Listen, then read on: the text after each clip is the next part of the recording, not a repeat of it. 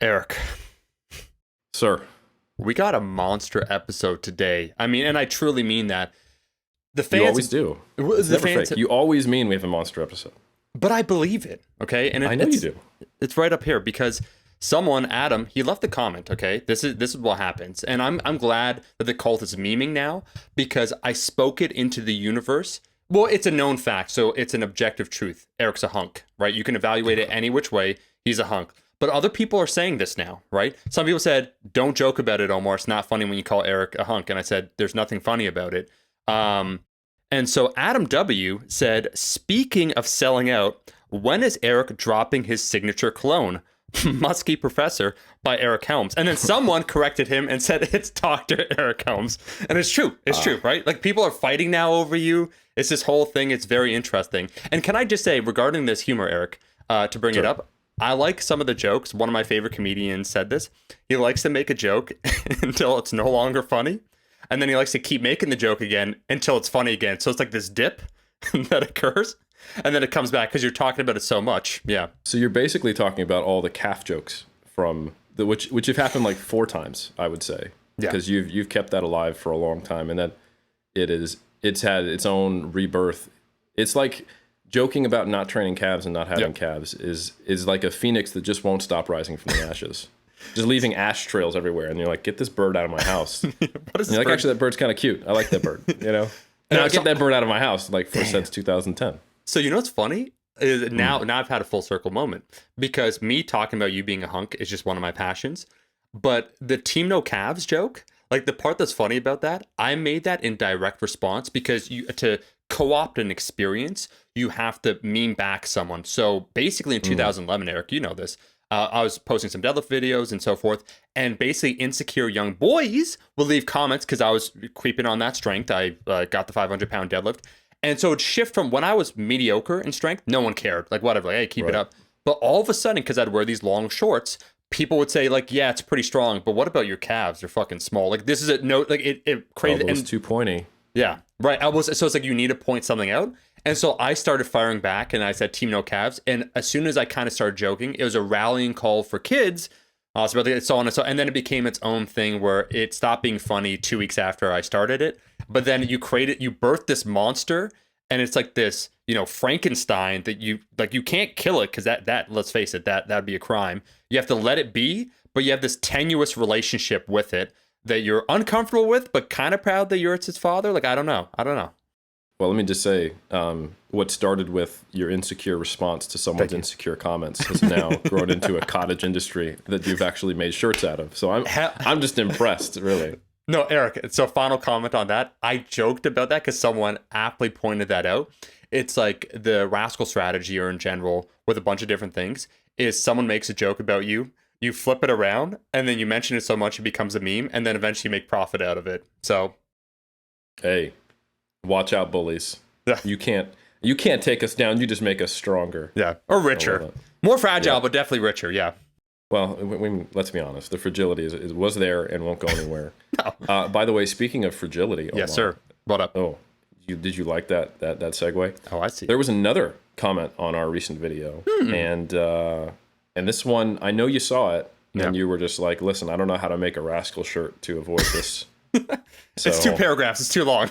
It's too long. This won't fit on a shirt. But no, actually, I think this is really interesting. And I want to bring this comment up. It's a serious comment. It's a critical comment. Yeah. And I think it actually opens up a really good continued discussion from last time where we talked about, quote unquote, selling out, or I guess, hurting your own message with the methods you use. Yeah. And it's tangential to that. And this is from Boney to Beasley. And it says, hold on a second. You're talking about how to spot a charlatan, how they yell, how they exaggerate, how they make drama and call out videos, venture outside of their area of expertise and disparage the science. But then you say Nassim Taleb is one of your favorite thinkers. He has some interesting ideas, but he also has every single one of those charlatan red flags. Taleb is a low-carb zealot who thinks that carbs are one of the 3 most harmful addictions. He thinks barbells are the only effective way to gain strength and that exercise machines are garbage. He belittles hypertrophy researchers because they're nerds with no skin in the game, and he's constantly calling out, insulting, and misrepresenting other people in this field, such as Steven Pinkner. So I thought, hey, why don't we kick this off by having a deeper discussion? Because even if you don't necessarily, and for the record, I have only heard of Nassim Taleb from you bringing him up. This is how much I stay in my own lane. Yeah. So I thought, I brought this to your attention between episodes because I thought, hey, that's an interesting comment.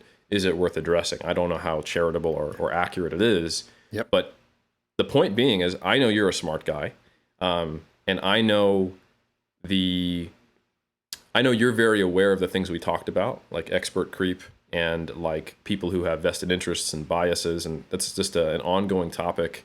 Not only on Iron Culture. It's not like we're the only ones who are aware of it, but it's something that we need to continually remind ourselves of as consumers of information who are humans because of the biases we have.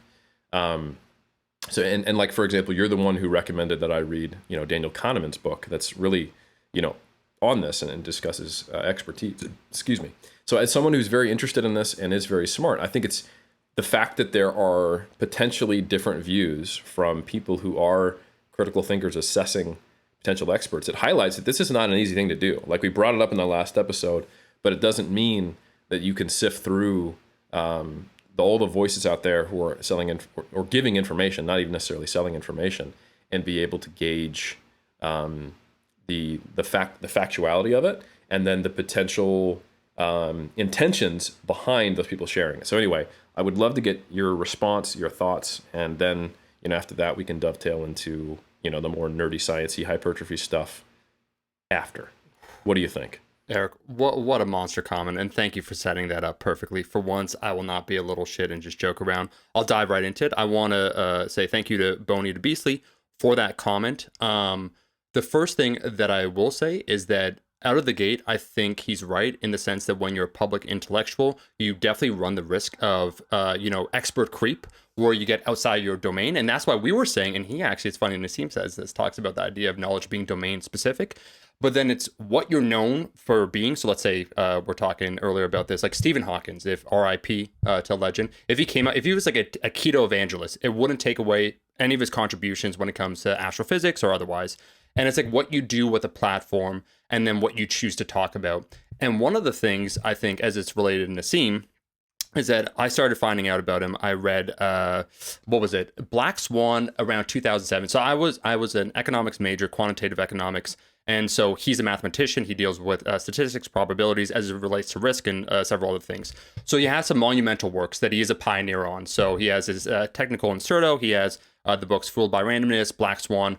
And this isn't a correct statement to say about Nassim, because he would have a funny joke to say, but it more or less gives you the idea when he deals primarily with risk and probability, is that he accurately, I would say, predicted, and he would say any fool could have seen this when it came to the housing market or the 2008 recession. He was talking about the idea of the globalization of networks and communication would lead to a pandemic-related scenario in the next X amount of time. And this isn't him being predictive like he's some sort of Nostradamus overseer. He's just taking a look at systems, identifying fragility in systems and where the risk is, or unidentified hidden risks, things he would call black swans.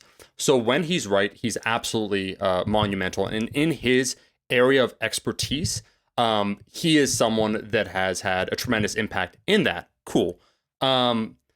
Specifically, when I brought him up in that episode, I was talking about something tangential, right? So I wasn't talking about Nassim as being an excellent avatar for what we would say an expert should be, or a science communicator, or anything like that. I wanted to give credit because I'm always careful, and Eric knows this. I never try and pass off an idea as my own. I despise people that do that. So I'll throw a reference to whatever the thinker is, exercise or otherwise. And I brought him up because we're talking about the idea of trying to identify certain aspects or the heuristics that someone like a Daniel Kahneman would talk about, behavioral psychology, that even if we're not talking about the exact critical thinking skills, you could smell the bullshit out. So that's why I threw that reference. So that was the reference to him, not a reference to him being a science communicator. But I would say for Boney to Beastly, the part I do want to get into, what I was specifically talking about was more the concept of either a sellout or someone that is operating against the public good. And someone, Eric, I'm not sure if it's myself or you, they quoted us from the episode, and it neatly defines what I was talking about. And so what is a sellout? And so someone quoting either myself or Eric said, someone who exchanges their credibility that isn't in the service of something greater than themselves or in the service of the public good or the integrity of science. And this is very important because for those that are aware, the way that Nassim conducts himself online, he can be very abrasive. And that is something that must be noted. But it isn't as a means of personal advancement, either in notoriety or financial advancement. Like these are true statements. He is independently financially very wealthy. He's a 60-something-year-old man.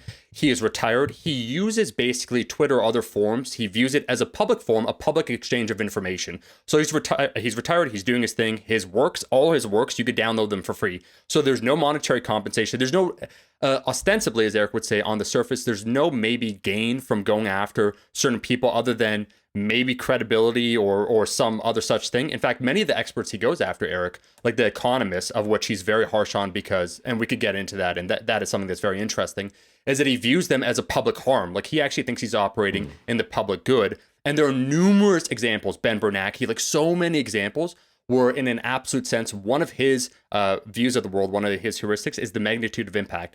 So if we have a doomsday device, and it's really a do or die situation, and this is going to be relevant in a second to what we're talking about, he has no problem calling someone an idiot or a charlatan, like whatever, because talking to them politely when they're about to pull the trigger, it's meaningless at that point. So responsibility scales, and the response scales according to what the potential intended consequence is. And that's something that's very integral to his line of thinking. And so I know this sounds terrible to say, but he does come up with aphorisms, and he has that book, The Bed of Procrustes. One of the ones that I really like, one of his quotes, is that he said, charisma is the ability to insult someone directly to their face without them taking offense. Nerdiness is the opposite. So there are these interesting little sayings you can unpack. And inside The Bed of Procrustes, he came up with that aphorism about the 3 worst addictions in modernity. And one of them, he said, is like sugar, carbohydrates.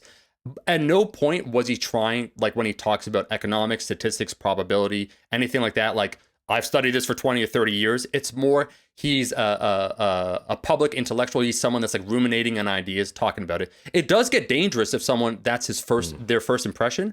But if you look at his feed and his overall response to what he covers, it's maybe 2 or 3%. It's like if we found out that Brian Greene, so talking about like a quantum physics, if he's like, guys, like I'm really interested in this one particular field, and he starts talking about it, and you're like, oh, okay, like I don't know if your viewpoint, like history is a great one, not about Brian Greene, but people in general, where it's like you might get something wrong there, like because you haven't spent 20 years, that's fine. I will stop in a second, but one of the other things I do want to say is that for him, I think Nassim, there is a bit of a cultural also difference, a little bit of a cultural barrier.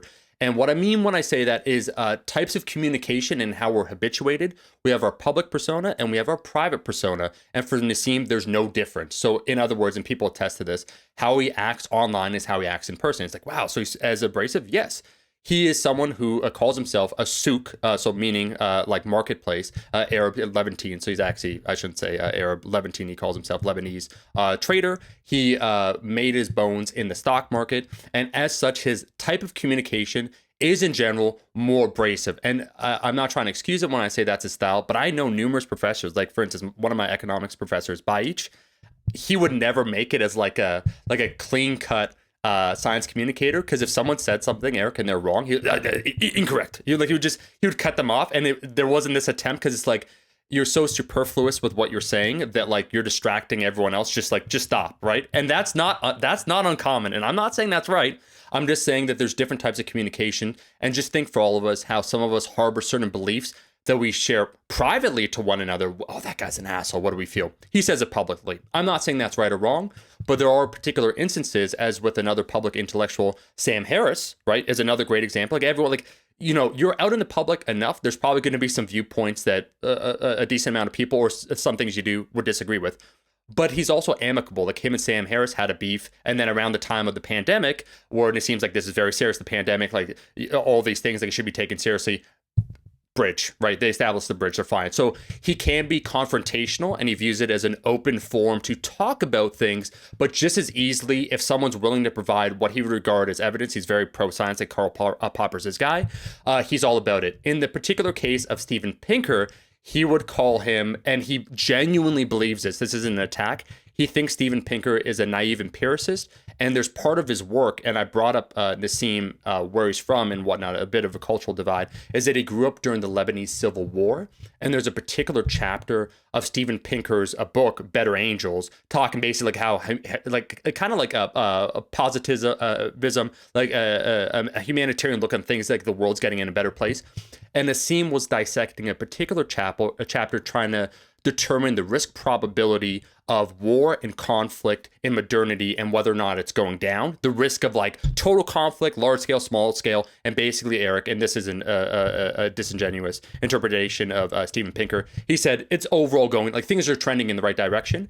And Nassim's whole point, and there's a mathematical treatise on this, he had a fellow mathematician talk about this, is how can you know that with certainty, right? And so it was a big debate. On Twitter, he'll call someone like a Steven Pinker an idiot. Like that's what he does. But it starts in academia. Like it's an academic. And I would say the only other last thing, Boney to Beasley, is that he spoke about them being in the same field. Steven Pinker's a cognitive psychologist, and Nassim is a mathematician first. So he was taking a look at the statistical methods that Steven was using first and foremost. And so that to me is not an example at all of expert creep. But when you start talking and you become popular, like guess what? It happens. Like Sam Harris and Noam Chomsky, you can insert any of these guys here. You'll probably say something about a field that you're not as well versed in, and that I completely agree. And I do agree overall that there's different types of communication, and there probably is a better way. I hold Eric very highly in this regard, where he could bridge any gap, I think, amongst pretty much any community, and he could see their perspective and also have a mutual understanding. And then there are some people, I think, due to either life experience, personality trait, or whatnot, that then can sometimes muddy the water, correctly so. Well, I think that was I learned a lot there just about a lot of these people I don't know much about. And I think I was reflecting on everything you said, and I have a couple of points I think are really valid. Yep. One is that there are more ways to do harm than just being a sellout. Yeah. Right? You can be promoting an idea because you happen to have a platform that is incorrect without doing it to try to benefit your stature or yourself financially. Yeah. And you can also be doing it loudly and intensely and aggressively out of a sense of self-righteousness or maybe a personality trait. Yeah. And that was going to look very similar to someone who is potentially just, aggressively pushing a supplement that doesn't do anything or whatever, or all the other examples we gave of what a sellout might be in the fitness industry. And, I was reflecting, and I'm not going to call anybody out because that's not the intention, but just there are numerous times where I've seen like self-identified, like evidence-based police in our community who also tend to have a cynical view of people. Sure. So when they identify someone who has quote unquote got something wrong, they're more likely to view it as that person selling out or trying to benefit. And if you combine that with, an arrogance or a need to look like the smartest person in the room, which often does coincide with people who are science interested. Yeah. Then what you can get is someone who is very vitriolic, attacking all the things you described. And it kind of reminds me of your description of Nassim Taleb.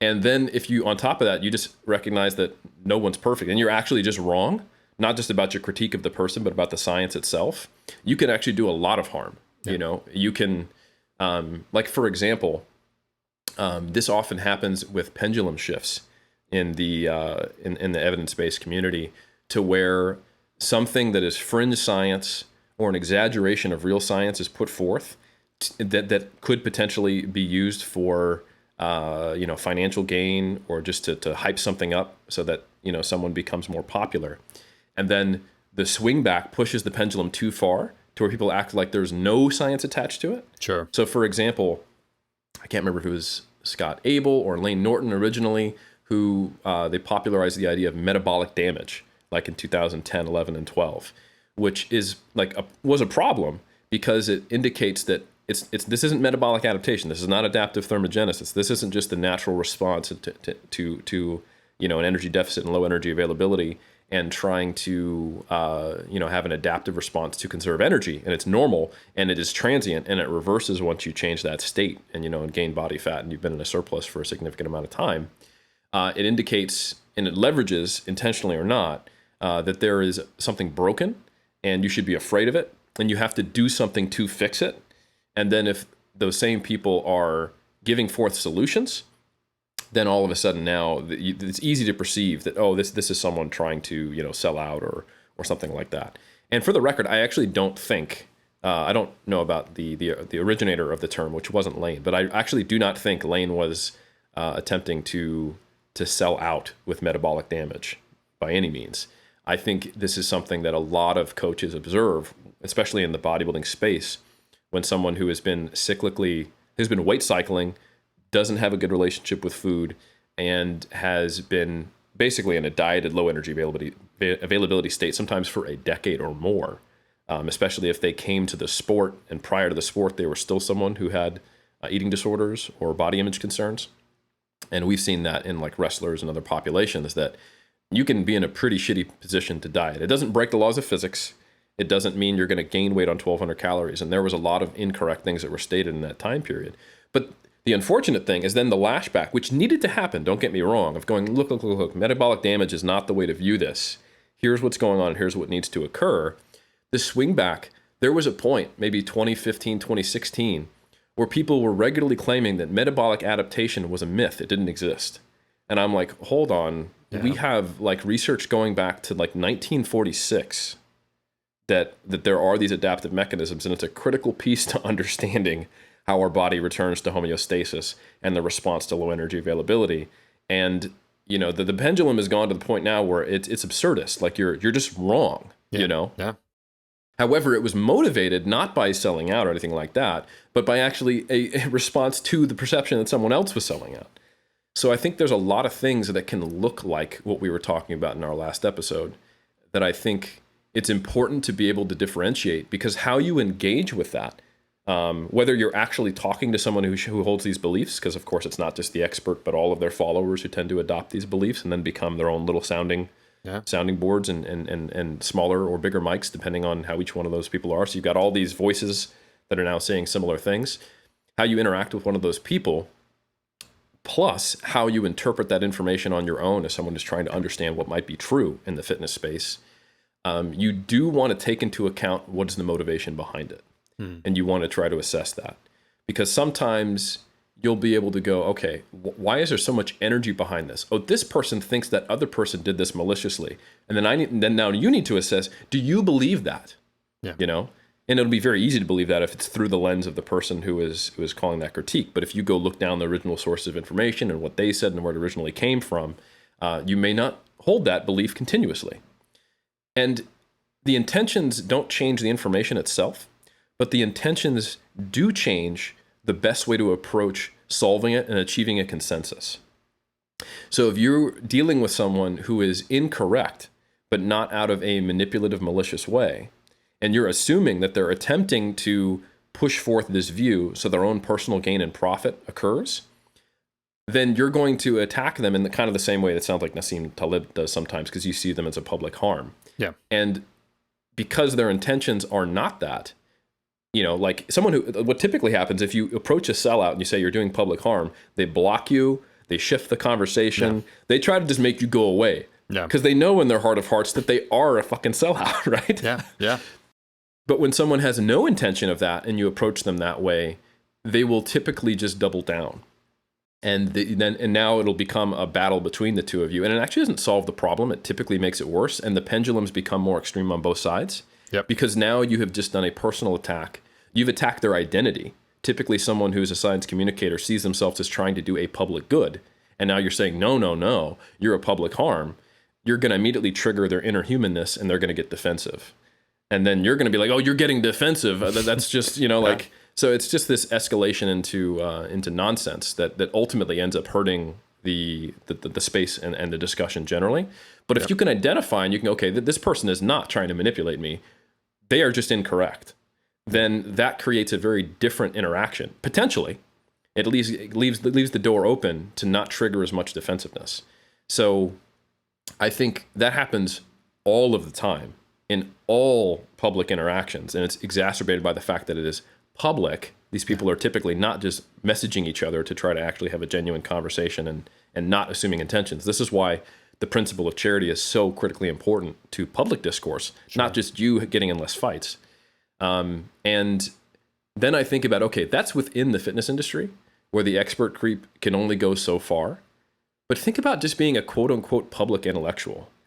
I think to some degree, like I know we need more quote unquote Renaissance people with varying levels of expertise, and this is something, but I honestly just think that's an opportunity to be kind of a little bit wrong on a lot of shit, as well as having a lot of potential insights. Like there's a strong, sharp side on the other side of that sword, if that is what's needed.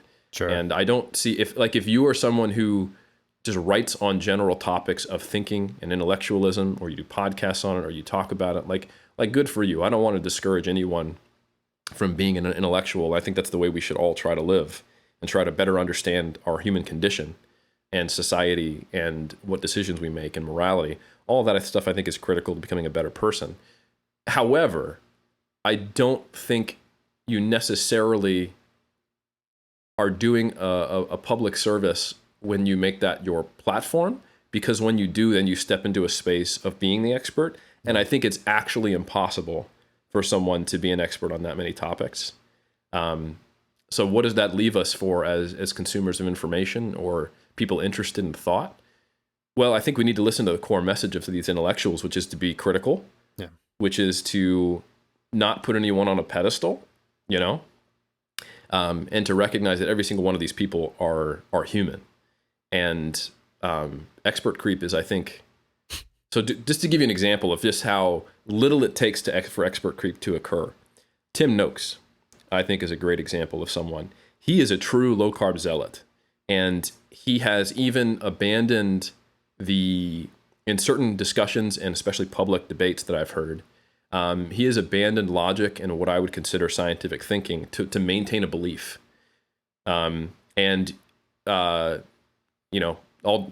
hate to say it, because the reason why I hate to say it is that Tim Noakes was a leading exercise physiologist in the 90s and early 2000s who helped us understand the nature of fatigue and the importance of hydration, hyponatremia, and is just contributed a ton. And then once his own personal experience with low carbohydrate diets and kind of basically the message of Gary Taubes came around, it was done. And once he got into that space, even his own scientific training and background was not sufficient to protect him from that. And he was not and I'm not saying like a dietitian would have never fallen for that or something like that, but that's a 10-degree angle departure from where he was before. Exercise physiology to like nutritional biochemistry or nutrition is not that far, going from economics to sociology is a bigger departure in my opinion, So I think people just need to be aware that you can have expert creep and be giving out false information, and it doesn't necessarily constitute that you are a charlatan or a sellout. It just constitutes being wrong. And if you happen to already have a large platform from the other work you've done, you can also do harm. Yeah. But how you address that and how you address a charlatan should be fundamentally different if you actually want to have an impact on the people who believe that to be true and who are in that space. So I think that's just something to consider. Eric, man, this is why you're the dude. And I could say many things on this. I'll just close out because we already have there's a topic. We're 30 minutes in. This is not the topic of the episode, yeah. And Eric, what's fantastic? I don't even know how we're going to do the topic itself in like 90 minutes, which is our standard, because it dovetails into so many things, and we haven't even told you. I mean, you can see by the title. Anyways, what I was going to say very quickly, I think it's absolutely true, and it's frightening. The more you discover how little you know truly, how you become hesitant to try and speak authoritatively about anything. And as you start uncovering more of the rocks of any particular topic you're fascinated by, about music, it doesn't matter, the more hesitant you are to speak. And there is that danger being a public intellectual. And that's why I did bring up Sam Harris. No insult towards him whatsoever, but I mean that people that within their domain, they've contributed quite well. And then as you start speaking more and more outside of it, you do run that risk of the creep. And the way I'd say it, and that's why I do like, the hard science. So I bring up Stephen Hawkins, or like, Isaac Newton, little known fact about him, Mr. Principia himself, huge in numerology. Now that's completely different, but it doesn't discount or discredit all his work when it came to calculus and everything else, physics. His interest in that. I've just lost faith in Newtonian physics. Yeah. I'm pretty sure that I can do something and there will not be an equal and opposite reaction now based on that. And that is, Eric, that's something that's fundamentally, I think, interesting for an introspection between, for all of us, is how many things do we get wrong, right? And I think why I loved what you said, it's openness in an open society that will always solve the day.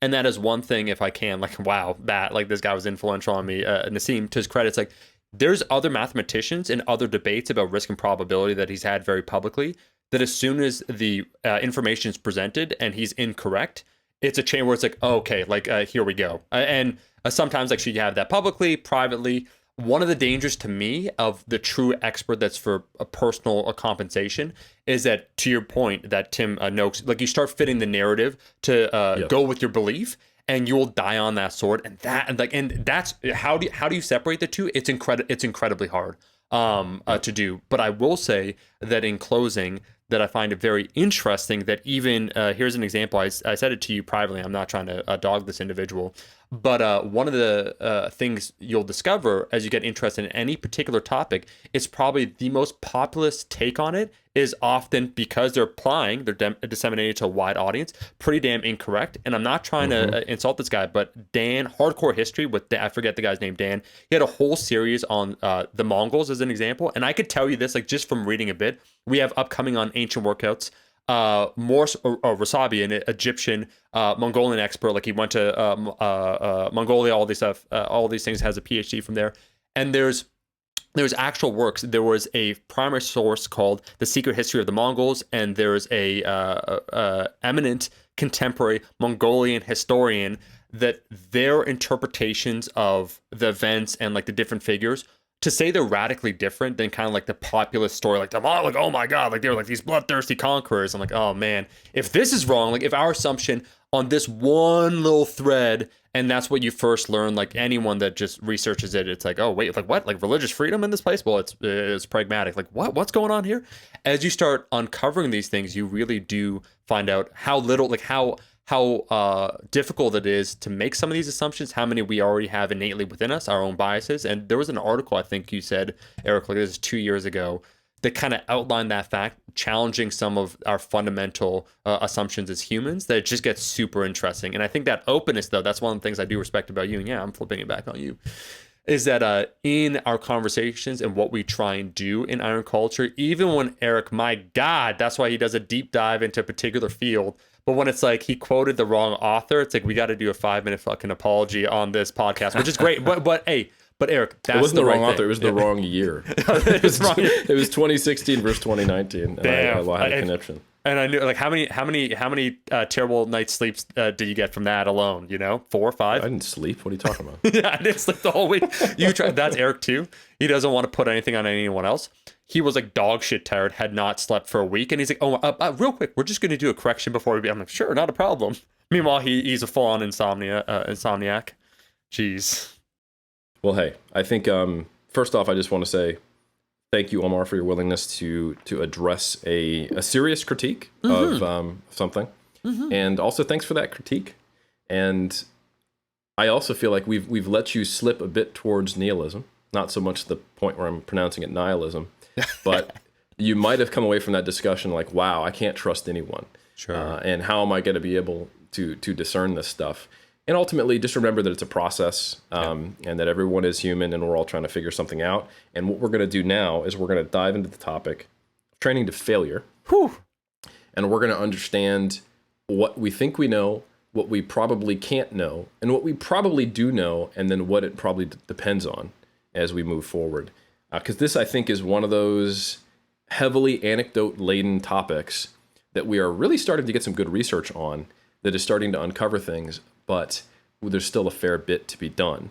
And I love the topic of metascience, Omar, when you're talking about the science of the science on a topic, because if you just look at the science itself and you assume a priori that it's all been done properly and that the limitations are not sufficient to invalidate the claims, then you get these niece is not a word. No, it is. You It can is. have a niece. You get these, yeah, it's true. Not the way, what I said. You get these nice, neat stories Yep.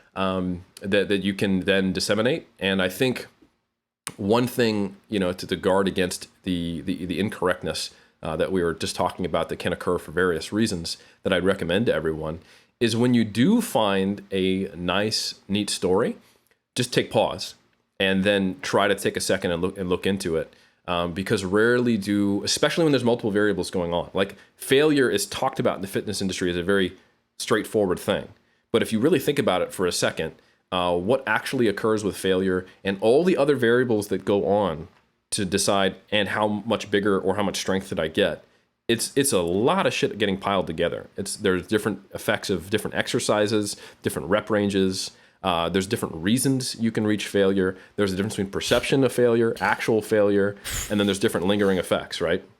And there's failure in the context of doing one exercise, 3 exercises, low frequency, high frequency. So when you think you have a nice, neat thing like, oh, everyone should just train to an 8 RPE, or just train to failure and that'll ensure it's hard enough. Like that is, I can construct a couple sentences that make that sound logically consistent, but are still incorrect. So we're going to basically dive into that specifically, and then help people. You're going to get lost in the woods. You're going to get attacked by wolves, but you're going to come out of it and you realize those wolves were actually hungry just like you, and they weren't trying to attack you, but they were trying to lead you out. And you're like, wow, look at that! I got saved by wolves. That was a weird analogy, but we're going to lead you into the forest and then get you out. Yeah. So Omar. Yeah. Yes. All Yes. I want to say, What? sorry. Huh? Omar? There's a delay on my side. It's this damn it. We're 16 hours apart. Hey, fun fact, everyone. There might be a reunion happening in July. Anyways, yeah, I teased it. I just want to say that this man, he sometimes does this. He's like, what are we going to talk about today? Then you start on a topic, and I'm like, oh, that's interesting. And then you keep going down. I'm like, no, that's really interesting. Then you went all the way down where I know where this theoretically will dovetail into. And I do mean that. And I see the comments and responses. And I'm not just trying to hype up particular episodes. But as Eric alluded to, the whole definition of failure is tenuous at best. And that is one aspect of the whole. And once you can agree to that, then everything else will follow. I'm excited. I'm glad you are. And the good news, Omar, is the definition of failure doesn't have to be tenuous. Sure. So I was really pleased to be a part of a paper led by Josh Peland. I'm sorry if I'm mispronouncing your last name, but from Data Driven Strength, we had his colleague Zach on. Yeah. Remember, they're part of the crew of up and coming academics who are doing their masters and PhDs with Dr. Zerdos out in Florida Atlantic University, who I am very, very privileged and honored to be an external academic. I have basically a minor appointment with FAU, so I do a lot of collaboration with them, which all started with Zerdos being one of my advisors on my PhD. And the title of this paper that we just got published in Sports Medicine, and it's a narrative review that kind of talks about this exact issue, Omar, is Methods for Controlling and Reporting Resistance Training Proximity to Failure, Current Issues, and Future Directions. So Josh led this. Dr. Zerdos was the one supervising it, and then they brought me in, and I started sharing some of my thoughts. This is just a really interesting topic because in the last couple years, there have been a series of meta-analyses on the topic of failure. There was 2 published in 2021, actually 3, but the 2 main ones that actually look at the outcome of hypertrophy, which is where this conversation typically goes. I think the answer is a little more obvious for strength. Like load is the primary, key variable for strength. And of course, the heavier you get, the closer you get to a 1RM, like you can't do like 90% at a 5 RPE. Like it's not possible because you can't do 6 reps with 90% of 1RM, or it's not 90% of 1RM. So to some degree, I think we all understand that strength is somewhat dependent upon using heavy loads, which have a prerequisite for a certain proximity to failure. And you don't see many people, at least many people who are strong and consistently help other people get strong, who are like, yeah, you need to do all your sets to failure regardless of context on all exercises. And that's how you get really, really strong. Like powerlifters just don't do that. In almost any direction you go. Like they may have more or less max effort days, but everyone eventually is doing heavy ass, work, and no one is like, and you gotta fail on your set of 5 or whatever. That's not a narrative that I even need to address. Yep. And the research is relatively consistent that is primarily load. But for hypertrophy, as we've discussed many times, a lot of the training variables that you manipulate to break plateaus, ensure progress, and that contribute to the total stimulus and also the fatigue generated by training is the total amount of volume and then the proximity to failure. Those are kind of the big levers that you pull to manipulate the stimulus in a hypertrophy training protocol. So, given that there are these 2 meta-analyses, one by Gurgic and colleagues and one by Vieira, that both looked at the effects of training to failure on hypertrophy, and they have reasonably straightforward conclusions, I think people are like, oh, now we're in that same, like we're getting to that same place where we fully understand this. And I think we're not. And we highlighted why in this paper. And the key things that we wanted to highlight were that, okay, the fundamental way in research that we assess training to failure is we have comparative groups, right? One group trains to failure, the other one doesn't. We try to equate for other things, and then we see what happens, okay? So there is a paradigm in which measuring that effect must occur. And there are issues with how that paradigm is set up. So as everyone knows, meta-analysis, study of studies, best thing we got in the sports science world, where we got a whole bunch of small sample size studies and we can't do a multi-site RCT with $1 million to get, 4,000, bodybuilders all over the world doing the same protocol led by CSCSs. That'd be great. Not going to happen ever. Sorry. So instead, what we do is we take all these little studies that are similar, but a little bit different, but similar enough, and we collate them together, and we get a couple hundred people, or 400 to 500 people at most, typically, across, 10, 13, 15 studies, and we get a overall standardized mean difference, and then we are able to make some pretty robust inferences. The issue, though, is that those differences between studies on proximity to failure can be quite substantial. So there is no consensus definition of what failure is that has been widely adopted in the research. There are a couple definitions which do have specific meanings, which are good. And so, for example, if a study just said they went to failure, I don't know which one they use, but you will often see that. The methods are just simply not sufficient to gauge how they went to failure. And I think everyone kind of has this general idea, oh, yeah, we all know what failure is. This is when you couldn't do another rep, and then everyone's like nodding, and then one person goes like, wait a minute, no, I thought failure was when you actually fail on a rep. And then they're like, oh no, that's true. And then someone else is like, well, hold on.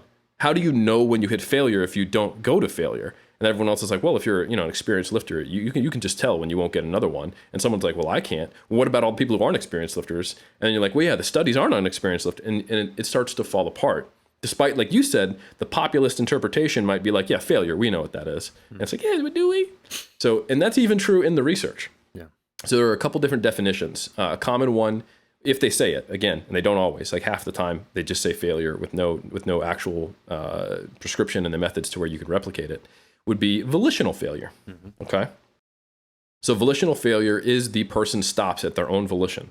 When they think they've achieved failure, the researchers advise they go to failure, and there may or may not be researcher interference, which could be a positive thing. That is, motivation for the person, and they're like, oh, that's it. And they go, no, you got one more, and they go again. And, so occasionally volitional failure will result in actual failing of a rep, but not always, depending on the quality and the type and the proximity and the aggressiveness of that researcher interference. Volitional failure can also be kind of a collective decision, or very hands-off. Like, okay, you said you hit failure. I'm not going to manipulate you. I'm the objective observer. Or it could be the researcher tells you when to stop because they think you've reached failure, and maybe they're tracking with velocity, which we can talk about, or something like that. So volitional failure, in that own definition, is going to have different outcomes. And the research that I have done and the team at FAU has done on your ability to effectively gauge when you're at failure indicates a couple things. That when you're doing higher rep training, when you're further from failure, potentially when you don't have as much resistance training experience, and the further away from failure you're meant to stop, which could be different study to study, is going to impact how accurate that estimation of when you're at failure is. Okay? So that means when we have a quote-unquote non-failure group, different individuals and different studies are going to be at different proximities to failure when they're stopping in the non-failure group. So this is not just an issue that is attached to studies where people are trained to failure, but also for the groups that they're compared to, the non-failure group. So that's volitional failure. There is another definition, and that is what's called momentary muscular failure or momentary muscular fatigue. And arguably, this is the much more objective, standardizable. Standardizable? Is that a word? Well, now, Eric, it is in the official Iron Culture lexicon right now. Okay, fair enough. So momentary muscular failure means that you actually must attempt a repetition and fail. And that way you go, okay, you stop. So it's like an RPE 11, if you will. Yeah. And those studies are maybe not the way you should train, but from a scientific perspective, they objectively help us ensure that failure was achieved. But the point being is that all of these studies have been, in all the meta-analyses we have on quote-unquote failure, lumped together. Yep. And I can't be sure that there aren't differences when you're comparing what might actually be an 8, 9, or a 10 RPE to a non-failure condition that could be various proximities to failure, or other studies where you're comparing, like I said, what could be described as an 11 RPE, momentary muscular failure, to studies that were also various different proximities to failure. And some of these studies actually compare like volitional to momentary muscular fatigue. So it's like a 10 perceived RPE versus an 11 RPE. Right. And that might be compared to another study where they're doing 50% of the possible reps, so like a 5 RPE versus momentary muscular failure. And then we're trying to get a collective outcome for that. So I don't think it takes really that much of an understanding of the science or the statistics to go, there's a lot of apples to oranges comparisons there. Does that make sense, Omar? Eric, it makes 100% sense. And I think not the worrying aspect, but the reason why researchers have people go to failure is they want to control as many variables as possible. But then when you're doing either meta-analysis or whatnot, and you're talking about volitional failure, I know from just even being a trainer, when you talk about, someone going to failure, if you let it climb, and that's what do you call it? Researcher interference, which is a thing. Like, is that standardized where they're always like, that's a kind of a given, Eric, just real quick before I go on? It should be. So here's the thing, like, when you write up a research protocol, you identify all the instances where you are doing something, and that's part of your methods, and it needs to be standardized. Yeah. However, the fidelity at which you standardize something is basically just kind of based on best practice. So, for example, you might say that verbal encouragement was given to all participants. Yeah. Right. So that just means that we're all yelling, "Go, go, go, go, go!" But if someone was to say, "You got one more, let's go," and for another person, you didn't think that and you didn't say it, because the level of fidelity was just, we gave verbal encouragement. Yes. That's okay, not adjusted for, and it doesn't come into the calculus of did this affect individual level participant outcomes, when it could have. Yeah. So unless someone is like, we're providing standardized verbal encouragement so that each time someone performed a concentric rep, we said either go, go, go, or you got this, or good job, and nothing else, then we can't be sure that there weren't different things. And this is actually something that I started to realize when I was doing my PhD on RPE, is that certain types of verbal encouragement could be interfering with RPE scores. Like, you got this, or easy, when someone's supposed to train to a 6 to 8 RPE, could influence it. And I would actually repeatedly say to some of my lab assistants at FAU, like, give everyone the same verbal encouragement. Like, just say, go, go, go, go, go, or you got this. Don't comment on whether it was easy. Don't say anything like, there you go, one more. Like this stuff that you don't even think about saying, because you lift weights, right? And so that's just one example. But any point at which there's a participant and a researcher interaction, depending on how well that's standardized, is a point where, if it plausibly could interfere with or impact the outcome. It's unavoidable, as much as in quantitative research, we kind of take the position that we are an outsider not influencing the findings. Of course we are to some degree, but it's often not acknowledged. And the intention is to minimize it as much as possible, which I think that's good. But it's how much you can or can't is really dependent on study design. No, Eric, that's all I was going to say. The intention is fantastic, I think. But even as we start examining training to failure as one of the givens, or researcher interference, the verbal encouragement, and how we try and define that, all I was going to share is that as a trainer, even if you try and treat everyone the same, or like someone's doing a set and you're giving encouraging words, what you say, so you nailed it, like what you say can determine and can influence that trainee, how they feel about the set and what they do from there. And also, let's just say from one lab to another, like you got Eric Helms, the hand of God, giving you encouragement. Your RP just shifts down 5 or 6 immediately, right? You got someone else, you got some slug just going, hey, go, go, go, go, go. And then you have Eric just with that musky Eric Helms cologne voice saying, go, go, go. You think those two are equal? And I know you need to standardize it, and it's the intent that is most important. But when you're really trying to look at these incredibly small differences, that there could be a little bit of noise in the data. And that's just one small aspect I was thinking about while you dissected everything else. And to give a major shout out to FAU, like I know that part of that was a joke, yeah, but they write down when they do a 1RM test, and this is something, this kind of level of precision is something I learned from Dr. Z. They write down the type of music that was being listened to for the pre-test.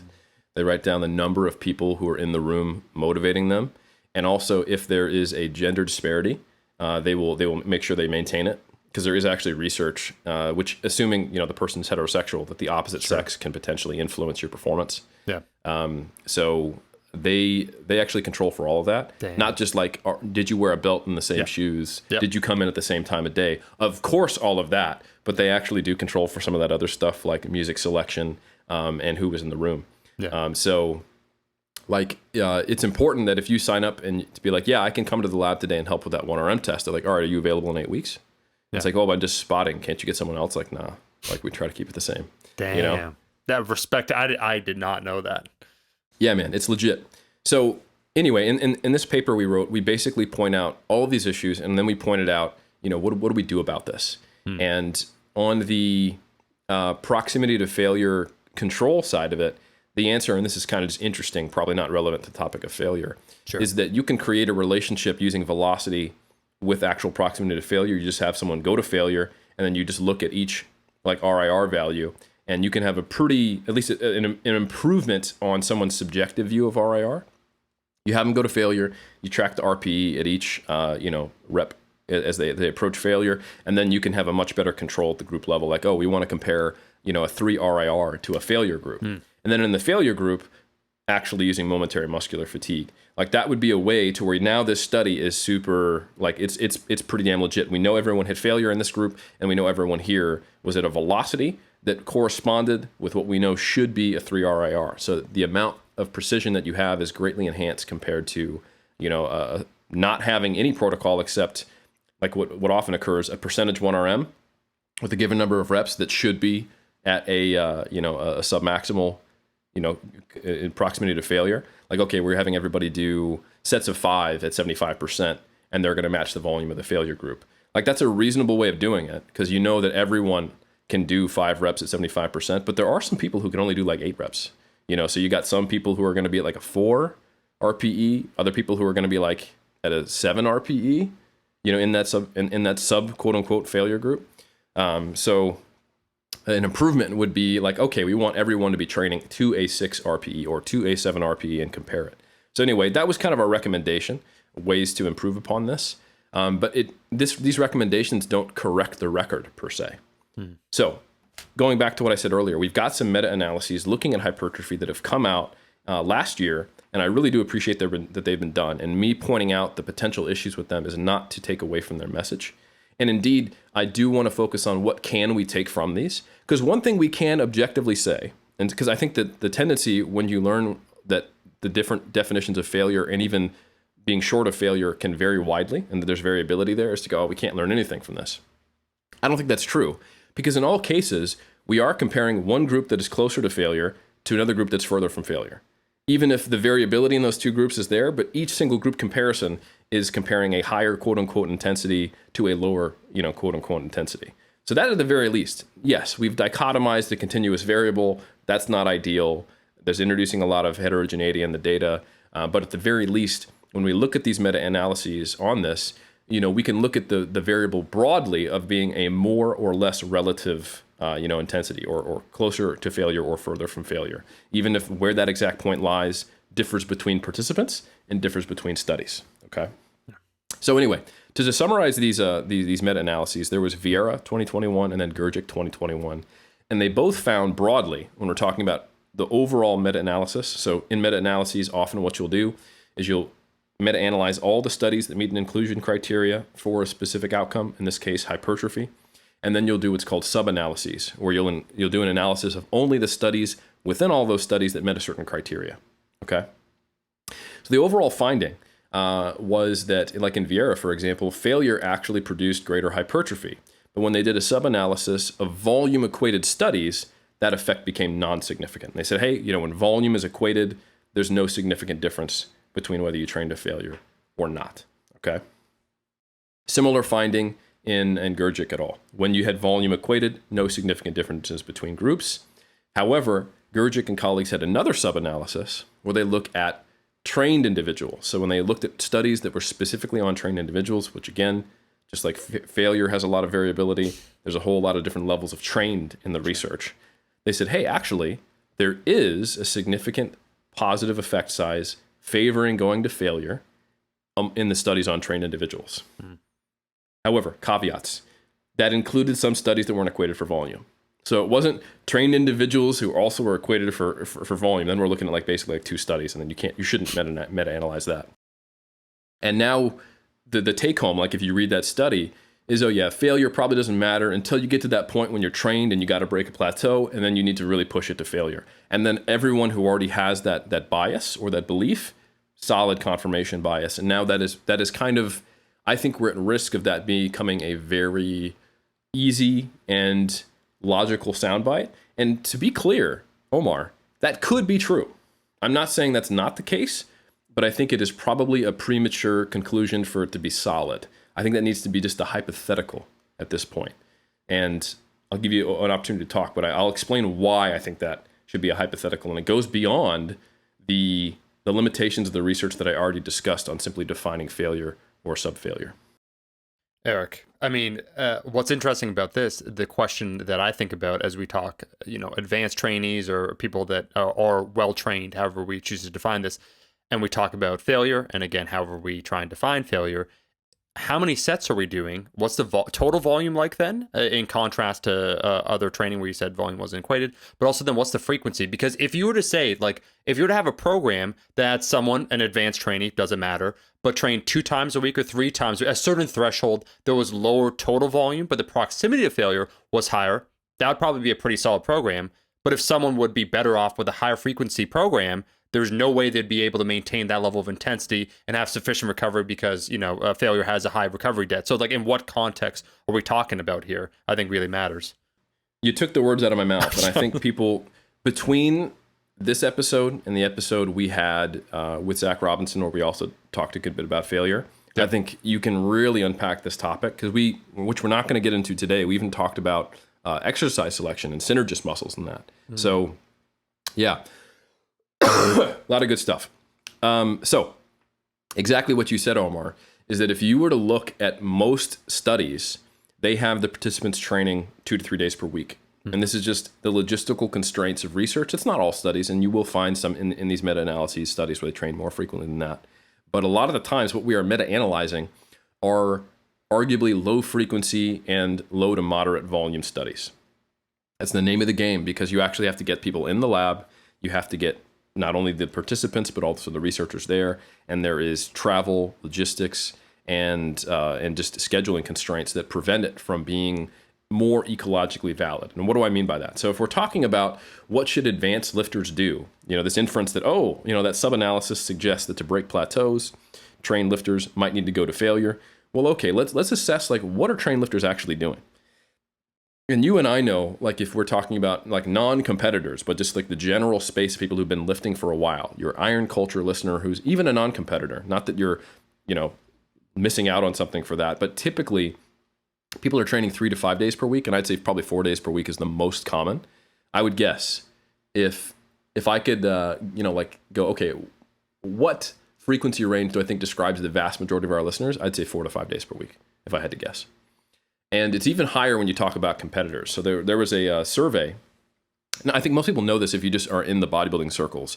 But there was a survey done by Hackett in 2013 of competitive bodybuilders. And almost all of them trained 5 to 6 days per week. So what we're talking about here is like if we want to take these meta-analyses and use them to make inferences about how bodybuilders should train to get to the next level, we have to recognize that we're essentially meta-analyzing studies that have half the training frequency and potentially maybe half or 2/3 of the volume of what's actually being performed by these people. And exactly what you said, I think we can be really objective about this too. Like people generally say, hey, training to failure is harder, it produces more fatigue. And that's not just just kind of a throwaway statement, because we've talked about how complex the topic of fatigue is. But there was also another meta-analysis by Vieira that looked at the acute effects of training to failure. And again, to be clear, it is victim to all the same limitations as the other ones that we've talked about, where you've gotten variability in how close to failure you are in both the failure group, if it's not momentary muscular failure, as well as the non-failure group, where you could have various proximities to failure. But nonetheless, it is comparing, higher to lower proximities to failure to some degree. And what they found was that for pretty much every metric that they meta-analyzed, session rating of perceived exertion, indirect markers of muscle damage, so we're talking creatine kinase, soreness, biochemical markers of like energy expenditure, so some metabolic fatigue, quote unquote, if you will, muscle damage, and perceived exertion. They're all basically more exacerbated by training closer to failure. So for the 48-hour period after going to failure versus staying short of failure, you're basically getting disproportionate fatigue, even when volume is matched. So for the same unit of total volume, for the same frequency of training a given movement or muscle, going closer to failure is going to produce an increased time course of recovery, which, if we're talking about training 5 to 6 days per week and using moderate or higher volume, now we are potentially running into issues that we haven't uncovered in the previous meta-analysis. And I think this second meta-analysis by Vieira that looked at the acute effects kind of flies under the radar, because people will look at it and be like, well, so what if it's producing more fatigue? Because it's obviously worth it when I look at the meta-analysis on the actual outcome. And Eric, you're always telling me, don't look at proxies, look at outcomes. Like the thing I care about is hypertrophy, not the amount of fatigue or stimulus that I might be getting in an acute study that could potentially affect failure long term. And I'm like, okay, that is true. And that is an accurate way of reading research. But we also have to consider that the findings of these meta-analyses on training to failure may only apply to the constraints of the programs that are being used. So I would agree. If you said to me, Omar, hey, for a trained lifter who's trying to break a plateau, who is training 2 to 3 days per week with a moderate volume, do you think if they're not currently training to failure, do you think training to failure would be a viable way to progress? I'd say, man, they probably should have been doing that already. Because like if you're only training 3 days a week and you're trying to progress past the novice and intermediate stage, if you're capped and you're constrained on the total amount of work you can do, then you need to make that work.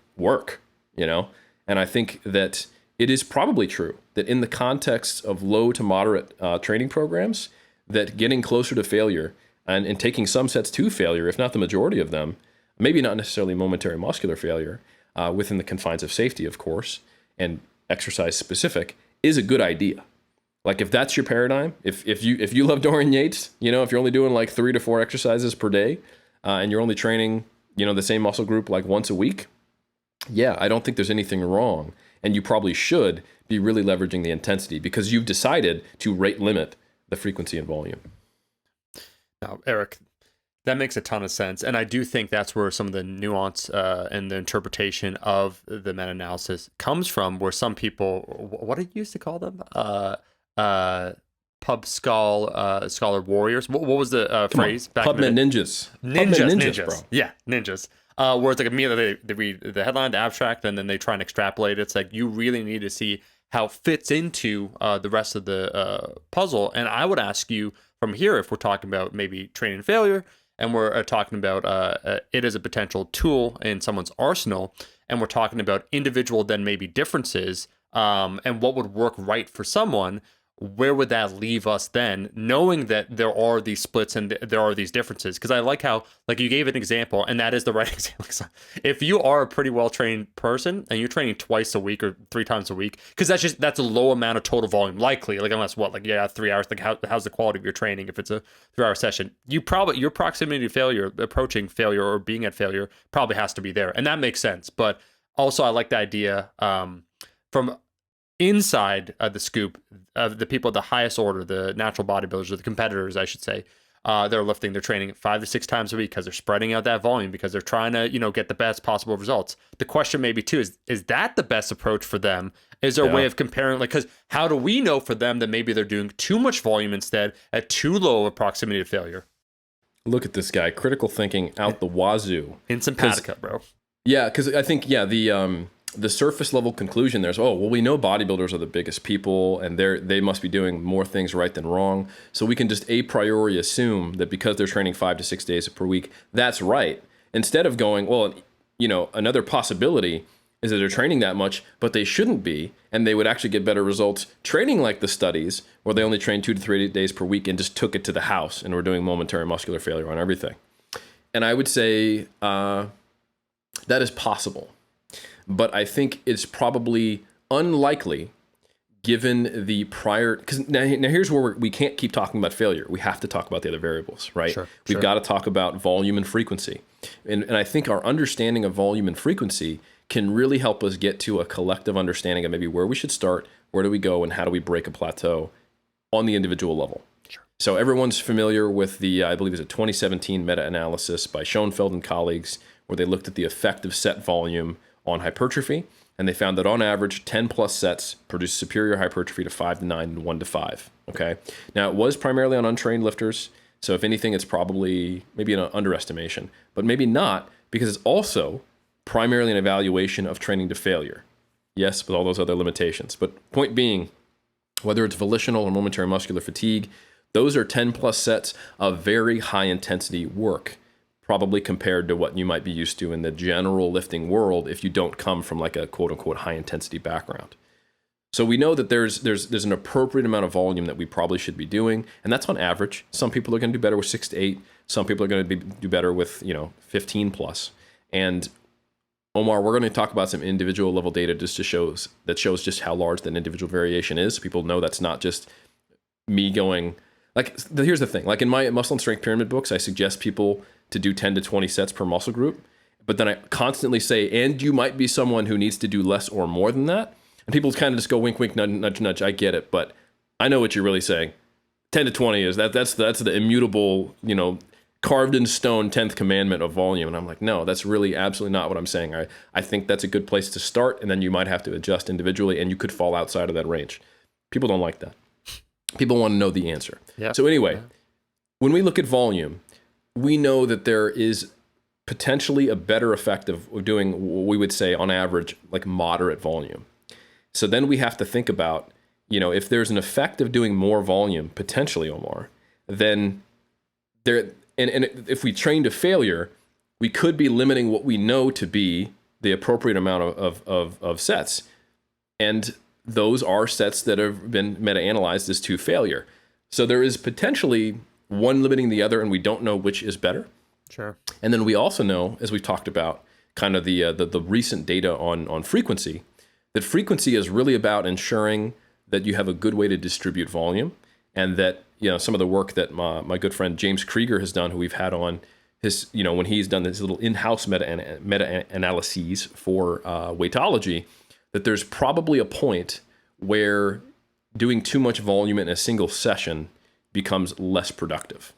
So there's a maximal amount of really high intensity work you can do in a single day and in a week before you start to probably lose its benefits. And it's the interaction between volume, frequency, and intensity. Okay? So we know this. So then the question becomes, well, okay, that still doesn't preclude the fact that maybe everybody should be doing low volume and just really, really high intensity.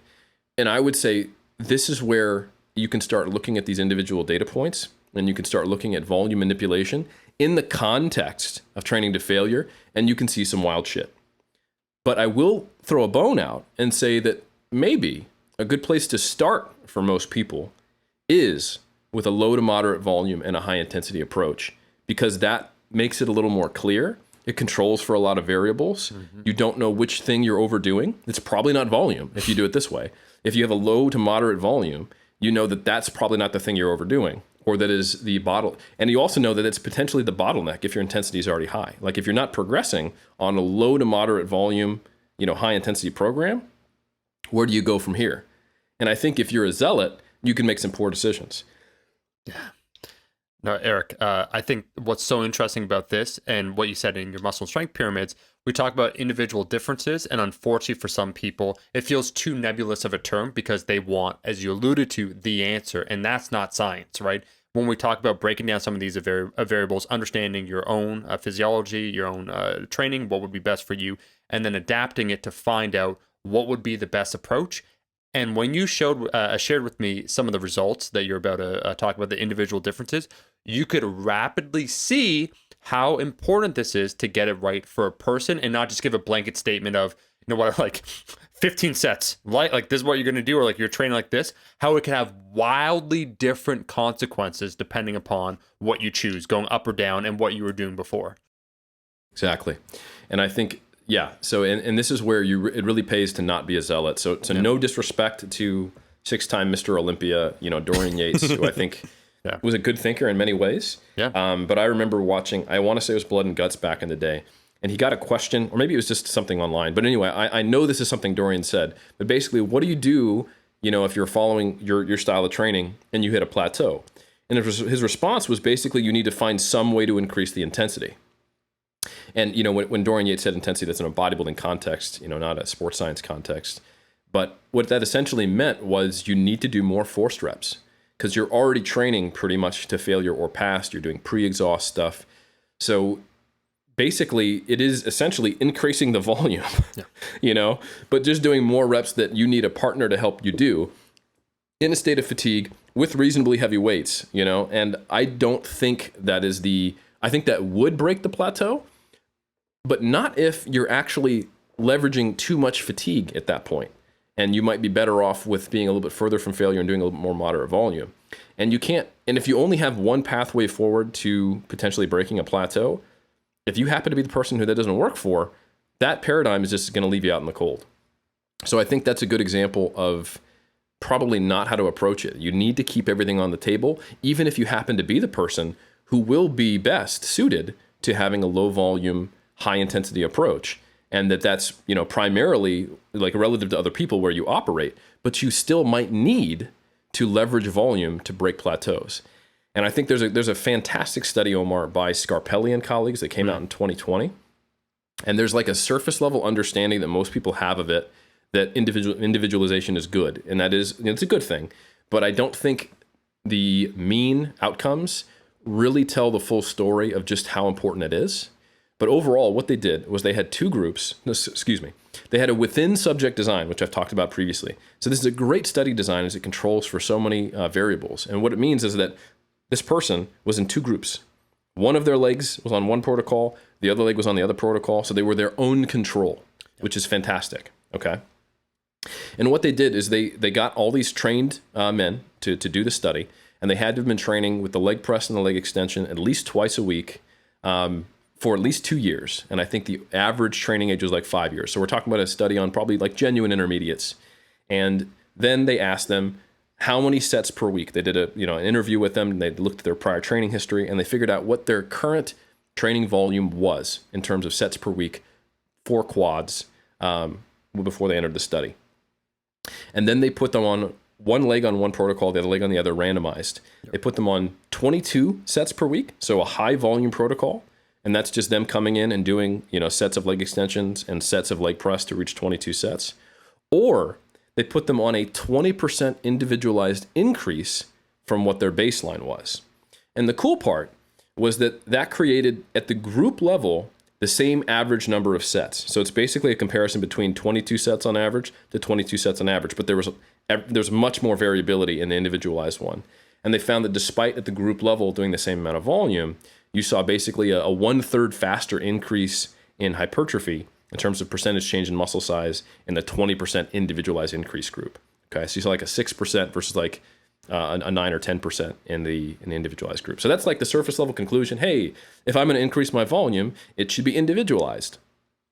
But bro, when you start to look, and I think if you're a volume junkie, or if you're like, I've talked a lot about people who are zealots on the intensity side. Yep. If you're a zealot on the volume side, your immediate thought, you read the study, next time you go to the gym, you've increased your volume 20%, because that's what they did, you know? You're thinking, because you saw the group level changes, there's no instances where people increased volume and got worse results. But it actually, that is what happened in some cases. It's just at the group level, you got better results. Yeah. So when you start actually digging into the individual level data, and big shout out again to James Krieger, who contacted the authors, got this individual level data, and shared it with me, which is how I've got this data. They have their 16 participants, and again, each person is their own control, one leg in the 22 set group, the other leg in the individualized increase. And the cool thing was that the amount of sets that people were due before coming to the study were vastly, like, it spanned a huge range.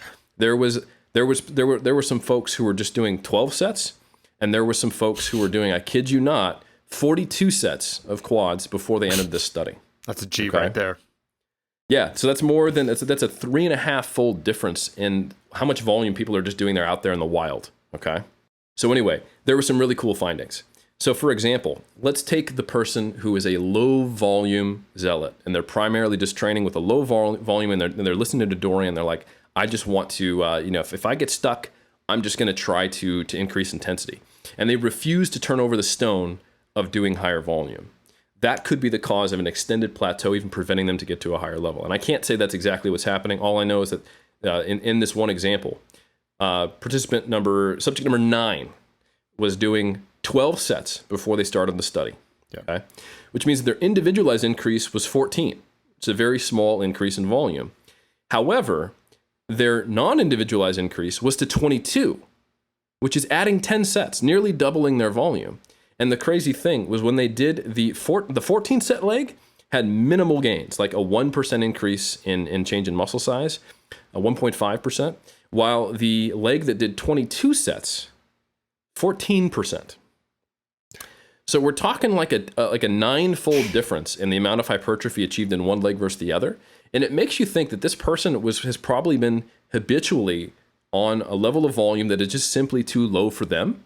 Although it seems, compared to like the recommendations, hey, it's within 10 to 20. I'm doing 12 sets. I'm just taking a conservative volume approach. I'm in the range, #optimal, right? Yeah. And okay, I'll try a moderate conservative increase, which is exactly what I recommend. Like, there's no way for me to know, looking at this person, that they should be doing twice what they're doing. Yeah. And my recommendation would be, if they said, hey, I'm recovering pretty well, I'm plateaued, I think I can handle more volume, all my nutrition and sleep's in order, I'd be like, yeah, why don't you go up to 14 sets? So in the individualized group, they did it right, but it was just nowhere near appropriate to the amount of volume that they actually need to progress. And when they did 22 sets, oh my God, 14% increase in size compared to 1.5%. That's wild to me. Yeah. Now, Omar, if I share that individual anecdote, the volume junkies, they just get excited. The volume zealots, they're trying to keep their pants on right now, and they're failing. Their pants are off, and they're running around the room. Damn. It's inappropriate, but they're excited. Sure. Because they think like, oh, this happens all the time. This is normal. Well, the opposite can also happen. Yep. So let's talk about that person who was doing 42 sets when they started the study, which is redonkulous, right?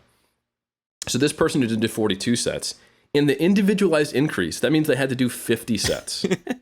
It's just silly, right? Yeah. And the crazy thing is they continued to make gains. So they went to 50 sets, and they had like a 3% increase in size. But here's where it's telling that this person was probably doing this amount of volume for really no good reason, and that your ability to do a lot of volume is not necessarily the amount of volume that will actually benefit you. The other condition they were in, they dropped in half, basically. They went from 42 to 22 sets. And in the 22 set condition, there wasn't a significant difference, between these two things. They're roughly the same if you look at the actual change. But they gained like close to 4%. So we're looking at like 3.3% increase going to 50 sets, or like a 3.9% increase, cutting their volume in half. Which, to me, I look at this person and I go, wow, you really, like, you took the volume pill, you drank it, and then you're like, give me 3 more, bartender. Like, this person was doing just an completely unnecessary amount of work, potentially just increasing their risk exposure to injury or burnout. Yeah. I don't know if they're having fun doing freaking 42 sets just for their quads. I wouldn't be, unless I was actually making a shit ton of gains. But the thing is whether they're doing 50 sets or 22 sets, basically the same rate. So you can be on either side of the equation here. And you can also be the person who the conservative evidence-based recommendation is perfect for you. So for example, subject number 6, they started with 10 sets. They were the person who read the muscle and strength pyramids. They have a conservative mindset. They're like, I want to start at the bottom. You know, I read Schoenfeld, 10 plus sets. This is a science. In my little avatar of subject 6, they're perfect. They're amazing. They probably had no idea about any of these books or anything. But in my mind, they're the good soldier. And they were like, I'm going to start at 10. I'm not going to go too high unnecessarily. And they got individualized into 2 different groups, either 22 sets, right, or 12. And when they went to 22 sets, they basically stopped progressing. They had a 0.56% increase in muscle volume. And then went to 12, they had a 18.9% increase in muscle size. So this person made a small change and made fantastic gains. And when they went to 22 sets, it was just far too much. And they did so much that they plateaued. Yeah. So those are 3 different outcomes. Yeah. Doing huge amounts of volumes or moderate amounts of volumes, no difference because you've been doing way too much the whole time. Doing low volume and going to slightly less volume and still being plateaued when you actually needed to do substantially more, or being the person who was conservative, made a small increase, and broke a plateau, started making great gains. Not that I know they were plateaued for sure beforehand. So that's a fallacy in the way I'm presenting this. But the point being, or doubling their volume more than that, going from 10 to 22 sets and hitting halt, making no gains as far as the percentage change. And they're all in the same study. They're all humans. They're all real. And they will all likely have very different perspectives on volume and intensity and all this stuff, and probably argue with each other online because they're too heavily influenced by their own personal anecdote. And you combine that with, the voices out there that are loud, who may be super, intensity or volume focused, and you don't get to understand this interaction. So yeah, so I think I'm not going to leave it there, but I'm going to hit pause to let you interject before I kind of tie it all together and I say, okay, well, what the hell should you do from here? Oh, Eric, that is perfect. And I think the problem, that's why we joke about nihilism, not nihilism here. Just because when confronted with this stark reality that it might be hard from the outset to know what will work for you, and you gave 3 distinct examples of people having radically different results when they adjust training in 2 different ways. Like, thank you for sharing it beforehand, because I could see before me all the changes you were talking about. And even like I was looking at, there's someone, subject number 2, where they were doing 12 sets. They went at 22 sets, so the standard got a 1.85% increase. They went instead to the 20% increase, so they just increased from 12 to 14 working sets, and they got an 11.97. So once again, that idea that the person, the volume junkie, would read one of the individual results or like the overall results of the group and be like, oh, hell yeah. And that can actually have dire consequences for someone. And I think that's why I'm glad you're going to bring it all together. When there's not the certain answer, the one size fits all, this is the secret, hey, this is the number, and people like easily discernible things that then they could adapt, and that becomes a truth, like a truthism in their head.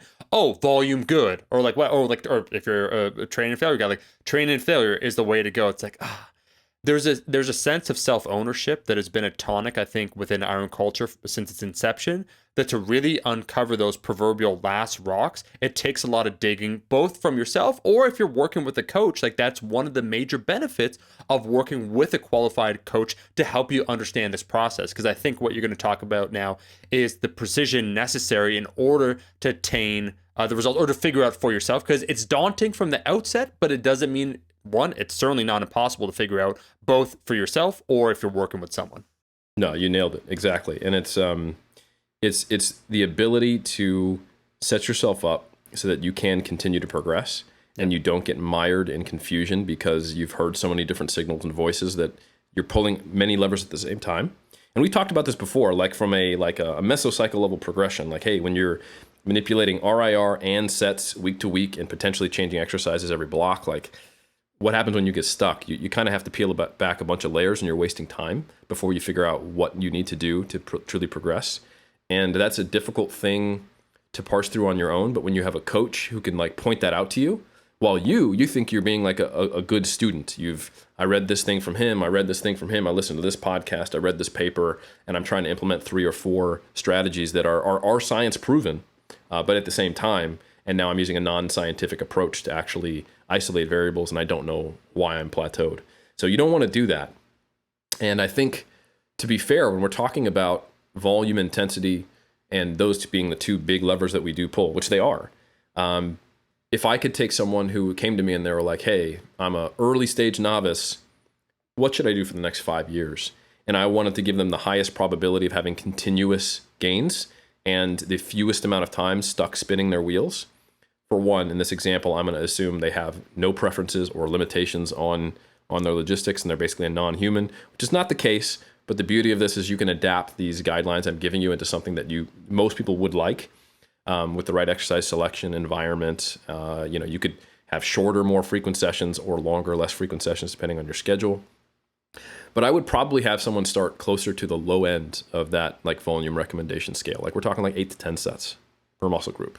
And I would probably recommend that they start with a pretty high intensity. So, most of the time with 8 to 10 sets, that means you're typically going to have like 1 compound and 1 isolation movement for most major muscle groups. And then you're going to sprinkle in some additional isolation stuff. So for all the isolation stuff, I'm actually like, take your sets to close to failure. Like start on set 1 at a 9 RPE. Set 2 might be 9.5, where you might hit failure. And then you might lose a rep on your third one because you actually go to failure. Nothing wrong with that, because when you're only doing this few number of sets, at most you're going to be training 4 days a week, 5 days a week at most, if you're like really breaking it up and you have like 30-minute sessions. And then on your main compounds before it, we're talking like more like a 7 to 9 RPE. It's still pretty close to failure. And you should see the barbell or the cable stack or the dumbbell or whatever slow down. And this would be really good to have a training partner so they can be like, no, I think like you could have done more. And the only reason we're not going to failure on these sets is just so that secondary, isolation move afterwards for the same muscle group is, fresh enough so that you can take it to the house and get the most out of it.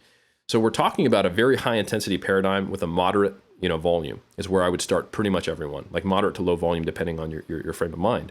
And then when you plateau, assuming everything else, nutrition, sleep, all that good stuff is in place, which is of course a terrible assumption. But if we're just to try to kind of map out how do I assess this from this angle, then that, well, the issue is not that I'm not training hard enough. What is left? And this is where you can go, you know what? I'm only training 3 days per week. Let's add a 4th day. And I will take myself from, 8 sets per muscle group up to 10 or 12. And then you can stick with that for a month or 2 and see if your loads start to go up in the gym again, And you can see like, hold on, this I'm now just getting really, really beat up. And at that point, you can go, okay, well, maybe I need to drop my intensity a little bit on some movements, just shift everything down like a rep further from failure, see if I can accommodate that volume, and then see if I progress, right? So essentially what you're doing is you're trying to find the lower bounds of the amount of volume at a high intensity that you can make progress with, and only going up when you need to. And what will invariably happen is that because like your perception of a plateau and the reality of just slowing down because you're an intermediate and whether you like that or not are going to conflict. You're going to get to a point where you want to just progress faster than is possible, even if you did everything right. So inevitably, most people, if they take this approach, starting low volume and then starting with a high intensity and increasing volume as needed to break plateaus, you'll get to a point where you've gone too high in volume. And that's okay, because that's another piece of information. What you want to find is basically your upper and lower bound of what's an appropriate volume for you, and then potentially cycle between those two or leverage or pull different levers. Because when you get up to that highest volume, you will almost by necessity, or you should, have dropped the proximity to failure by a little bit. And you can start kind of bouncing between those two extremes to where you're doing, like, let's say you find you were progressing just fine on 8 sets, but eventually after 2 years of training, you had kicked it up to keep making progress up to, say, 16. So now you've actually got a 100% difference in volume from your lower bound and your upper bound. And to do those 16 sets, you're doing more exercises, and maybe you still take your isolation movements to failure by that last set, but you're doing 6 to 8 on your compound. Let's say that's squats, 7 to 9 on your second compound, like leg press, and you are going to failure on your last set of 3 or 2 leg extensions. Okay, so now we've seen that the overall RPE of your program or the overall RAR, it's decreased. You've gone further from failure on average. So now you can shift between, periods of time where you're doing like 10 to 12 sets, 12 to 14, or 14 to 16, and manipulating those variables and doing that in a cyclical fashion and ensuring that you're getting a recovery and basing it on, what am I burnt out on from the previous cycle? If you're doing a primarily like 7 RPE on average, 16 set program, and that's really pushing your recovery limits, what you're not recovered from is volume. It's just the total amount of work. So what you would do is start to step down and train closer to failure. And that way you can kind of get this continual, hopefully, a more continual rate of progress from a hypertrophy perspective. And then I think if you take that approach, rather than starting with trying to hit, roll the dice and hit optimal from the start, like that person who was way better doing 22 sets versus 12 than doing 14, it would be great if you had a crystal ball to know that you should actually go all the way up to 20 sets from the start. But you simply can't know that. And I'm sorry, but there's just no way that we have yet to identify prospectively whether you're someone who responds to a low or a high volume program. So the best thing we can do is try to systematically get there and control variables. And I think that is probably by making sure that the quote unquote quality of each set is quite high while we do a few number of sets in total per muscle group and go from there. So that is where if I could, if everyone could just rewind the clock on their own progress and look at all the times that they were mired in confusion and unable to progress, that's probably the approach that I would have most people take. Eric, wonderfully said. And let me share my anecdote. They'll have absolutely no bearing because we just went over those individual differences for the average listener, but I think we'll illuminate the fact of just trying to determine some of these variables or these boundaries, how it can be useful. I remember speaking with you at the inception of the pandemic where I had not known this. I did not know, but lifting in a way becomes how much can one suffer? Like I'm joking when I say this, but I had worked up to a frequency of 5 or 6 times per week. Theoretically, like my performance in the gym, I would be hitting solid RPEs, but the quality of work, so mentally, and that's why I like what you said, like the secondary effects that almost occur can be just as profound, if not more so, where I was there, I was putting in the work. If we were to measure it, if I was to go to failure, it probably was like an RP7. But there was a underlying kind of just fatigue or like overall malaise because I'd been doing the same thing and I was Mr. 48 sets. Not actually, like it's more closer to like 20 something. But just the point is I was on my upper bounds, right? Because I'm like, here I am, here's what's going on. And weirdly enough, after everything kind of shut down and I had to be more pragmatic than anything else, and I started training 4 times a week versus 6 times a week, and I shifted that proximity to failure higher up. Because immediately for me, I don't have a problem going to failure, especially as we're talking about, you gave the example. That's great, like isolation movements, like buddy, doing bicep curls to like a 10, that's cool. Like it's fine. Like I can't do any more. It's okay. A squat on that, like I gotta summon like, Paimon for that set.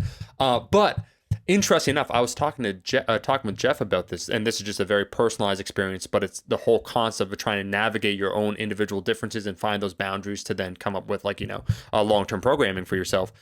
I would put forth, I don't know about you, Eric, but like training as the way we train and pushing the upper boundary of the volume, so thus frequency will be higher, I find overall more exhausting mentally than, let's say, 4 times per week. So figuring out the lower boundary 3 or 4 times. So I started at 4 times per week, lowering probably my total volume by like 30%, right? And then the proximity to failure. So I would go in there and then the overall intensity. So I'm changing now a lot of variables, but the point is lower overall frequency, higher overall intensity. I found easier mentally to commit than like, oh, I got like, bro, it's Saturday. Like Saturday's my 6th session. I got to show up now on Saturday and I got to plug in another like 18 sets and they have to be like pretty like good quality as opposed to like 4 times. All right, these are the sets of like curls. Like, yeah, man, these are all 10s. Like, it doesn't matter. Like, it's fine.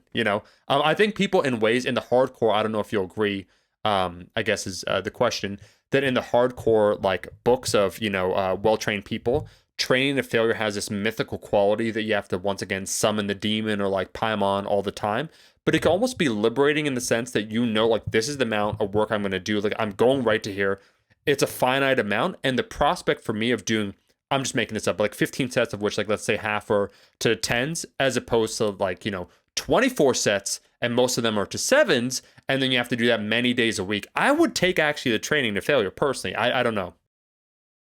No, I think that that's probably a relatively common experience. Yeah. The way I would describe it, and Berto and I have talked about this a number of times. I remember doing, and OGs will know what this is, but max OT back in the day. Okay. This is like Jeff Willett's and Skip LaCour's programming they would use, where they primarily training like the 4 to 8 rep range, like 2 exercises per muscle group, 2 to 3 sets. So we're talking like 4 to 6 sets per muscle group, and you don't train it any more frequently than every 5 days.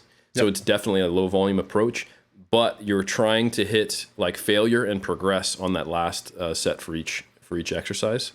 And I might be slightly mischaracterizing max OT. I haven't done this since like literally 2010. But you find a fifth gear when you're doing that you forget that you had when you're in a higher volume protocol, to where you're kind of always staying slightly submaximal, and you basically just kind of, I think people self-regulate it unless they can really, like you said, summon Paimon and force themselves to. When you start to enter like high volume land, you are basically self-regulating. You're pacing. You know, if you think about it, it's kind of a big picture. You're looking at the multiple days per week. How many blocks do I got to do? Oh, you know, I'm going from 12 sets to 14 sets to 16 sets in this cycle. So you're whether you realize it or not, most people are subconsciously holding back on those sets, and maybe it's even programmed that way as well, which is fine. To where they are preserving their ability to leverage volume. Yeah. So there is a necessary, to some degree, inverse relationship between the amount of volume you're doing and the intensity of each one of those sets. Sure. And if that inverse relationship is paying off for you, great.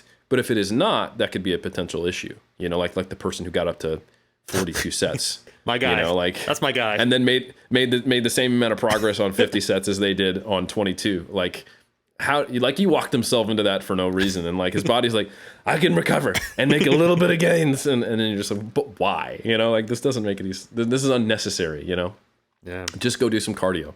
So I think the like that can definitely happen. And I would say for me, I generally agree with what you were saying, Omar, but I would say that it is super, super lift specific for me. Sure. Like if you were to ask me to do like a end rep range specific. So like even if I only had to do 2 sets per week, but I had to hit failure in the 10 to 14 rep range on squats, I'd be really mentally fatigued from those workouts no matter what. Like I'm a 6-foot guy who's reasonably strong, you know, like I don't want to put 315 on my back and get to the point where I might need a spotter with looking like a dog shitting himself on the last rep, you know? It feels terrible, you know? I've done it. I've done it many times over in my history. And I think the exercise selection factor can then get intermingled with potential, and I hate to say this because I'm basically, I just let everyone out of the forest, right, Omar? I told them, here's the pathway, and then I'm going to turn around and just Van Damme spin kick them right back into the forest with this statement. So blood sport, bam, you're gonna have to go fight Chong Li again.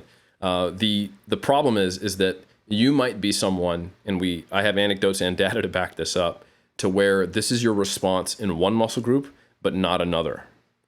And I think I've talked about my personal anecdote many times, where I actually can thrive on 6 to 12 sets in my lower body, and I have yet to see that result in slower progress. Then I've actually experimented even lower than that in my powerlifting periods, where I'm just doing a bunch of singles and stuff like that. And I have seen my legs get smaller, and then I go to a bodybuilding approach and they get bigger. So obviously it's not like I can just be the one set guy, you know, but basically I thrive. I get similar outcomes on high volume versus low to moderate volumes for my lower body. And then because of the exercises we typically choose, my height, my injury history, higher volumes, just, I could do them, but they're not worth any, maybe even marginal thing I can't measure from my own anecdotal observations, because I tend to, they take me out of the gym too frequently. You know, I get a back injury or a hip niggle or what have you. And they're also mentally exhausting, like I mentioned, depending on the rep range and the exercise selection. So I'm kind of on like a perma go from low to go to moderate volume approach for my lower body, but I'm on a perma go from moderate to high on my upper body. Yep. And that was something that I only discovered from actually doing exactly what I'm recommending that people do, is rewinding the clock and starting back with a low volume approach. For I think 2 to 3 months back in 2010, I would drive down from Sacramento to Stockton to where Jeff Alberts is. Yep. And I was like, hey, I want to try your approach. And we were taking every set to failure with controlled momentum, making sure it wasn't heave-hoeing it. And then we would do static holds to where you started to actually get a yielding failure. So like a true high intensity approach with basically only 3 to 6 sets per muscle group per week. And I kid you not, I got better at that skill. I got way better at gauging failure. My legs were doing great. I think my RDL was getting up into the high 300s at that point. Not that we were doing the RDLs to failure like that, but we would do RDLs to like like technical failure. Like, okay, if I did another rep, it would not be an RDL anymore. I could hurt myself. And then we would do like the failure techniques on like a hamstring curl. So it was like an intelligent approach to low volume, really high intensity. And like I said, progressing really nicely, RDL's going up, legs are looking good. And my pressing and my pulling, my numbers were going down week to week. And I was actively looking smaller. And about 2 months in, I was like, Jeff, I kind of feel like I'm shrinking. And he was like, I think you are, you know, like this approach is not sufficient for you to even maintain your size up top. And that was around the time when I really started to experiment with higher frequencies on my upper body and started to actually stop being so bottom heavy and bringing things up. So some people will be like, oh, wasted 3 months, right, Eric? At least from the waist up. I'm like, absolutely not. Like that was an incredibly important experience for me that helped me understand all the times previously when a program would like half plateau for me. Like it'd be okay for the squats, but all my bench was stalled. Remember how I talk about my bench being stalled? That's the Forever Helms anecdote that I never will shut up about. But that was one of those pieces to the puzzle which helped me figure out what is my individualized approach I need long term. But if I had continually been bouncing around the internet and trying different things and listening to different pros, I wouldn't have ever got there, and I'd be just be stuck in intermediate phase for the upper body, you know. Eric, no, I think so. This is why it's a monster episode. We could talk about individual differences and then give you a guide, but also the encouragement, because I think from the outset, it might seem intimidating, right? The idea, wait a second, you mean I have to take personal responsibility? I have to make some of these observations and I have to try and understand my own training and how I respond to it and then how to adjust these variables? And the answer ultimately is yes, whether it's by yourself or with a coach. But if I can draw, we started this episode with me speaking about just going to school and whatnot. Is one of the things I said. I had this Reddit AMA years ago, and I remember the kid that asked the question, and I was very sincere when I said that. Is that I hate when people use this ubiquitous, when like entrepreneurs trying to say we all have the same 24 hours. I'm like, just shut your face. But I said when going to school, the guy said, "Hey, I'm trying to juggle things. I was working full time like you, going to school. Any advice when it comes to like university?" And I said, go to the class, listen, and ask all the questions in class. And that is the best time investment you could do, because we're all training this, like roughly, like we're all like what, 6, 8, 10 hours per week. If you start observing your own training and taking a role inside of your own training, Eric, we're both 10 plus years of training. So it seems daunting what we're talking about, but you're uncovering all these rocks for yourself over a long period of time. And by the time you reach year 4, 5, 6, 7, you have a lot of these things figured out. So it might seem intimidating, but as I said, we all have the same hours, like the same hours if we're attending class. It's 13 hours or whatnot it was per week. I had a buddy of mine, Danny, that would literally just be on the internet, scrolling, surfing porn, like not listening, like legitimately. And I'm not to insult the dude, he would say that outright.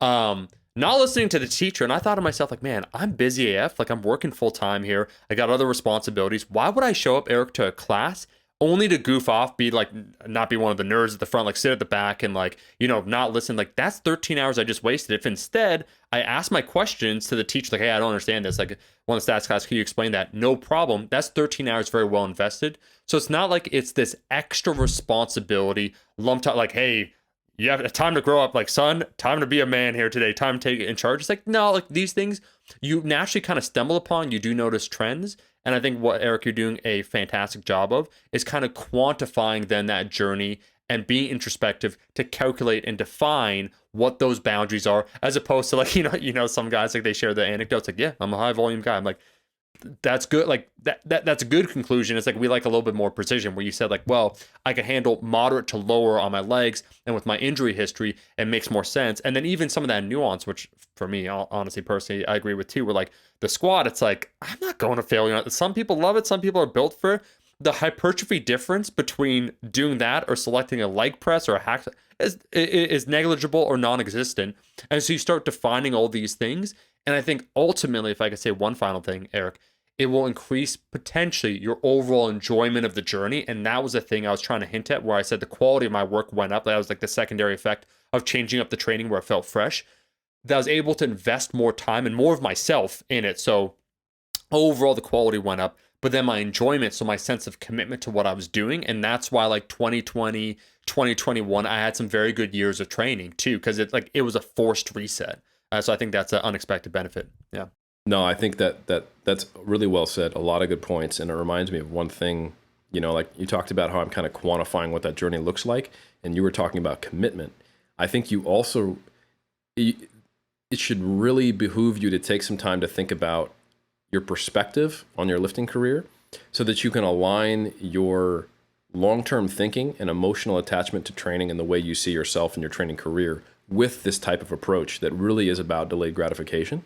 Yeah. Because I think a lot of the times the people who are most susceptible to these large program hopping changes, because, oh, this person said that, this person said that, a lot of the times they're driven by this neuroticism. Sure. And this fear of missing out on the FOMOG, fear of missing out on gains. I like it. And it's because they want to be having optimal gains right now, which like I said, is actually getting in the way of them getting optimal gains. So you start to realize that this is an emotionally driven decision, not a logical one. Like, oh, they're like cloaked in science, and they're following all these science-based people, but really what they're doing is just jumping all over the place and shivering and gnawing at the bone, and they want to get it perfect. Yeah. And that's because of a fear. And I think if they were to interrogate a little deeper as to what their motivations are, and essentially, like you said, make the commitment to realizing I'm going to be lifting in 10 years. Like, and most of them would probably agree, if they actually thought about it, which they haven't, that, yeah, I'm in it for the long haul. I'm willing to put in the years, because that's all of the evidence-based science communicators are saying that, like, this takes time, right? I'm willing to put in the potential decade of hopefully progressive training so that I can see what my potential is. And then once you look inward and you can say that and you can repeat it out loud and you know that's what you're doing, then this calculus makes a lot more sense.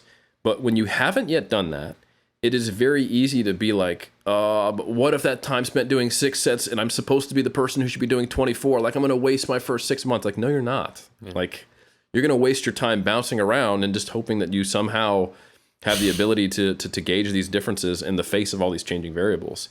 So I think all I would say is that I was happy to provide that quantification, but you got to align your mentality and your emotional state for that to even work in the first place. Eric, like I said, well said, man. And I think if people were to have that genuine question that they would ask themselves about, hey, like, you already have done this for 4 or 5 years. Like, that's why the cult's in it for the long haul. But it's not, there's in any belief system a little bit of wavering that might occur. It's like, you already spent 4 or 5 years. Like, this means something to you. You probably, like, you're seeking something.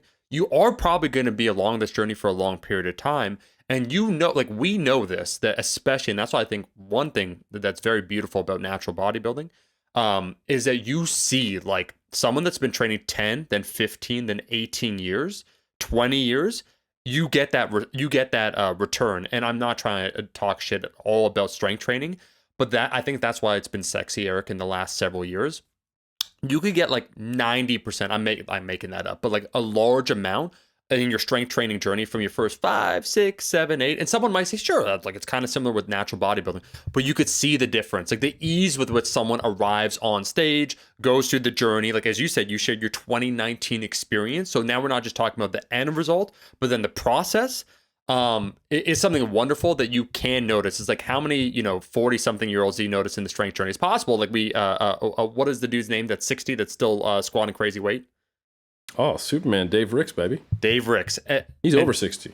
That's crazy. So that's crazy. And I would say that's the exception, not the rule. Only to say that I think there's the lure and strength where, oh my God, I'm getting like the craziest gains. I put on 100 pounds on my lift.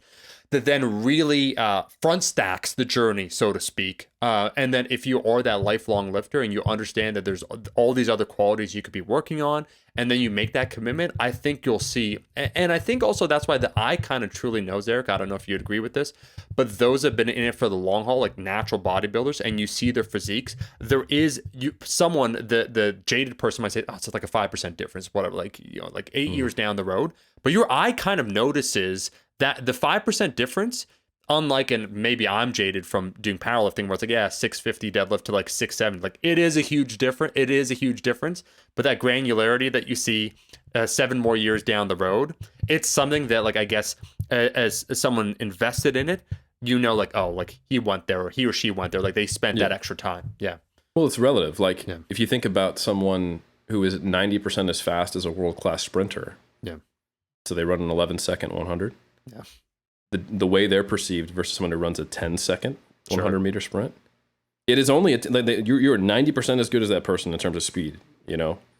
You are in a whole different world of way you perceive the rewards you get, the opportunities in front of you, and the people you're competing against. Yeah. Right?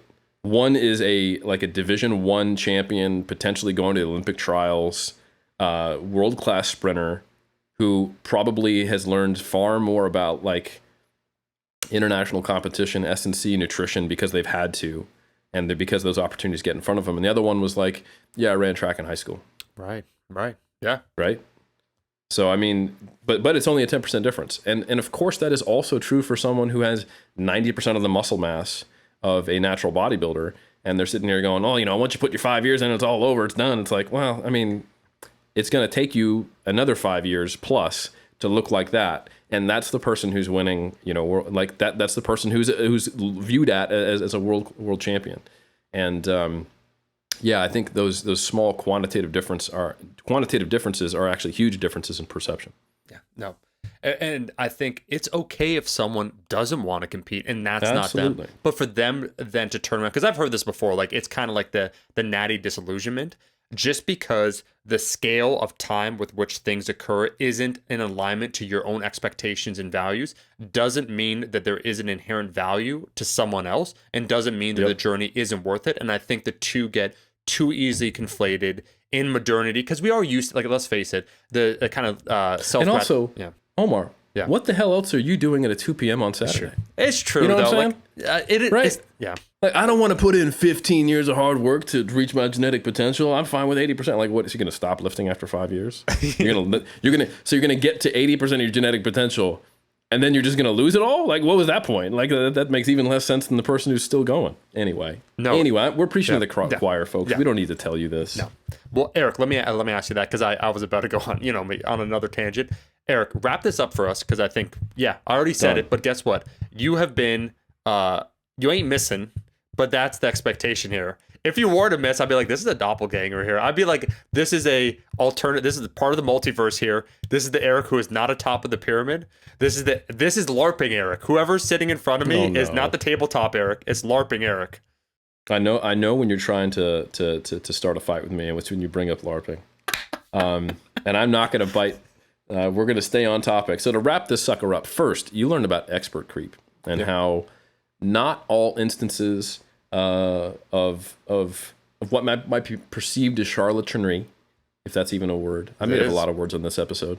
Are motivated by the same thing, and identifying it and deciding what to do with it is going to be different. And when it is just expert creep, most of the time you just need to go, yes, you too are human, and I'm going to ignore your thoughts on the carnivore diet, and I'm going to keep listening to your thoughts on psychology or whatever. I don't know. Yeah. And then the second topic we got into is a great companion episode to the one we had with Zach Robinson, where we talked about failure. And that prior episode, we talked heaps about exercise selection and the big picture topic. In this one, we talked about the issues with the actual meta-science, the research on failure and the limitations, and potentially how that interacts with your long-term gains as a lifter. And it is possible that as we get better at the science of uncovering this, we do find that some of those surface level conclusions, like the one found in Gurgic et al. From their sub-analysis of resistance-trained lifters, that once you get more trained, you really got to push things closer to failure and find a way to force that muscle to grow. I command you to grow. But perhaps that really is only true in the context of lower to moderate volume programs, which is not a critique, because actually that's probably where you want to start so you can control more variables and then you can manipulate volume as needed, not willy-nilly and being subject 4 who's out here doing 50 sets for no reason. My guy. But doing an appropriate amount of sets as a reactive way of what is working or what is not working for you with individualization so that you can spend the least amount of time spinning your wheels and more time racing around that track, watching that checkered flag pass you over and over again, winning all things, all the hyper trophies. NASCAR, Formula, I don't know. I've never watched one of those races in my life. I did see, Eric, what was the... Oh. Omar, I can't even drive stick. And I know you don't even have a car. So we're not the right people to talk about this. This would be some real expert creep if we started to have an episode on cars. I'll tell you that much. All I got to say is vroom, vroom. Like, is that what a car does? Like, I ride the rocket, okay? I ride public transportation. No, I was going to say that, what a fantastic episode. I'm going to throw it out into the universe because I do believe in the secret that if you participated in the 2020 Scarpelli paper, you're subject number 4. You wouldn't know you're subject number 4, but if you were doing about 42 sets on legs prior to doing the study, we would love to interview you. I just want to know what's going on in your head. So if you participated in a study in 2020, did the 42 sets, because I feel that is a cultist right there, Eric. Just because you got to be like, you're about that life. If you come in as a trained person and they're interviewing you, it's like, oh, like, like, what's this? Yeah, how many working sets do you do for quads? And the person just like, without blink, it's like 42. And they're like, they have to ask it again because they're in disbelief. That's our person. That person, they had to interview them on the leg extension machine. That's what I did. Yeah. I don't have any time to meet this week. Too many leg extensions. Can we talk at the gym? Goals, all I gotta say. That's our avatar. Well, Eric, I want to thank you for another excellent episode. I want to remind everyone they could go ahead because guess what? We're hitting PRs every single week. Iron Culture, the people, they're trying to co-opt us. They're actually trying, the corporations are trying to take over, incentivize us. And we keep saying, what is money? So we're just here for your benefit, for the public good, for our own personal enjoyment of talking to one another, where we will be reunited at some theoretical point in 2022. It's been 3 years, so stay tuned. Leave that rating and review. We'll do our best to read some of the responses. There have been some fantastic ones, so apologies to everyone. The interactions on even the YouTube comment section has been on fire lately. We'll do our best to respond. We're back every single Monday. We'll catch you in that next episode.